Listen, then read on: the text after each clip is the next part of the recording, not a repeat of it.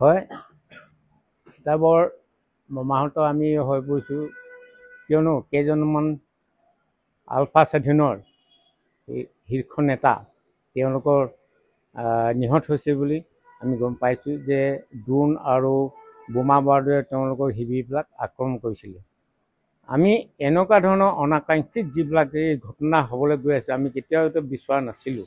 ইয়াত এতিয়া কাৰ ইয়াত কি জড়িত আছে এতিয়ালৈকে আমি ইয়াত পৰিষ্কাৰ এইবিলাক বিষয়টো হোৱা নাই। গতিকে আমি এইটোৱে ভাবোঁ যে আলফা স্বাধীনৰ পৰা তেওঁ বিবৃতি যোগে জনাইছে যে ভাৰতীয় সেনা বাহিনীয়ে গৈ তেওঁলোকে ড্ৰোনৰ সহায়েৰে আৰু বা বোমা বাৰুদে তেওঁলোকৰ শিবিৰত আক্ৰমণ চলাইছে আৰু সেই পৰিপ্ৰেক্ষিতত তেওঁলোকৰ 3জন শীৰ্ষ নেতা নিহত হৈছে।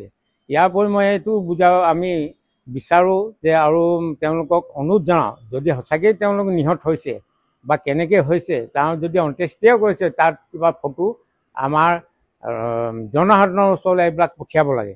যদি আমি এটা বিভ্ৰান্তিকৰ এটা এইটো কথা কিছুমান সৃষ্টি হৈছে তেওঁলোক হৈছে না নাই হোৱা এইফালৰ পৰা ভাৰতীয় সেনা বাহিনী বা ৰাষ্ট্ৰই আমাক এইফালৰ পৰা সেনা বাহিনীয়ে কৈছে যে আমি এইবিলাক আক্ৰমণ চলোৱা নাই।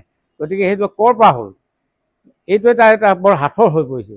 গতিকে এতিয়া সময় থাকোঁতেই এইবিলাক আমাক তথ্য পাতি দি ফটোবিলাক পঠিয়াই জনসাধাৰণক যাতে পতিয়ন নিয়াব পাৰিব লাগে আমি সেইটোৱে ভাবোঁ। নহ'লে অন্যথা আমি ভাবোঁ ৰাষ্ট্ৰযন্ত্ৰ এইবিলাক ষড়যন্ত্ৰ বুলি ভাবোঁ।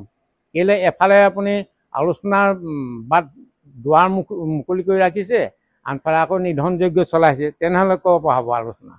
গতিকে নিষ্পত্তি হোৱাকৈ একেবাৰে এই যিটো সমস্যা আছে সমাধান কৰক আৰু দুইটা আলফাৰ স্বাধীনৰ সৰ্বাধিনায়ক পৰেশ বৰুৱা ডাঙৰীয়া আৰু আমাৰ ভাৰতৰ প্ৰধানমন্ত্ৰী নৰেন্দ্ৰ মোদী ডাঙৰীয়া আৰু গৃহমন্ত্ৰী আমাৰ অমিত শ্বাহ ডাঙৰীয়া লগত অসমৰ মাননীয় মুখ্যমন্ত্ৰী হিমন্ত বিশ্ব শৰ্মা ডাঙৰীয়াকো মই আহ্বান জনাই এই যে যিবিলাক আমাৰ অশান্তিপূৰ্ণ যিবিলাক হৈ আছে আমাৰ অসমত বিশেষকৈ ভূমিপুত্ৰৰ যিখিনি আমাৰ